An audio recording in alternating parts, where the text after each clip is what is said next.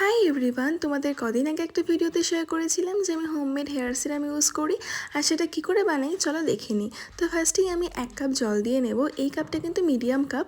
তো এই কাপের 1 কাপ জল নেওয়ার পরে আমি এখানে নিয়ে নেব রোজমেরি পাতা। এটা কিন্তু ড্রাই রোজমেরি, আমি অনলাইনেই কিনেছি, তোমরা এটা ইজিলি কিনতে পাবে। এটা দেখতে এরকম হয়। তো এটা 1 টেবিল স্পুন আমি দিয়ে নিলাম। আর দেবো এখানে আমি মেথিটা আমি 1 টেবিল স্পুন নিয়ে দিয়ে দেবো। এবার এটাকে হালকা করে ফোটাবো, বেশি ফোটাবো না, হাই ফ্লেম করবো না, জাস্ট হালকা করেই ফুটিয়ে এটাকে কিছুটা শুকিয়ে নেব। আর যখন এটাকে আমি নামাবো তখন হাই ফ্লেম করে একবারে বন্ধ করে দেবো। আর এটার কালারটা দেখো হালকা ইয়েলোইশ টাইপের আছে। এটা যত দিন যাবে তত কিন্তু এটার কালারটা ডার্ক হবে। যেমন আয়ুর্বেদিক প্রোডাক্টটা যত দিন যায় কালার চেঞ্জ হয়, ডার্ক হয়ে যায়, এটাও কিন্তু ঠিক সেরকমই হবে। আর এটা দেখো আমি ঠান্ডা করে ছেঁকে নিলাম। ছেঁকে নেওয়ার পরে এটা আমি এই কন্টেনার দুটোতে ভরে নেব। এখানে পিলগ্রিমের একটা কন্টেনার তোমরা দেখতে পাচ্ছ, এটাও কিন্তু হেয়ার গ্রোথ সিরামের জন্য এটা আমি ইউজ করেছিলাম, বেশ ভালোই ছিল। তো কন্টেনারটা ফাঁকা ছিল বলে এখানেও কিছুটা আমি স্টোর করে নিলাম। তো এটা কিন্তু তোমরা 6 মাস অবধি ফ্রিজে স্টোর করে ইউজ করতে পারবে।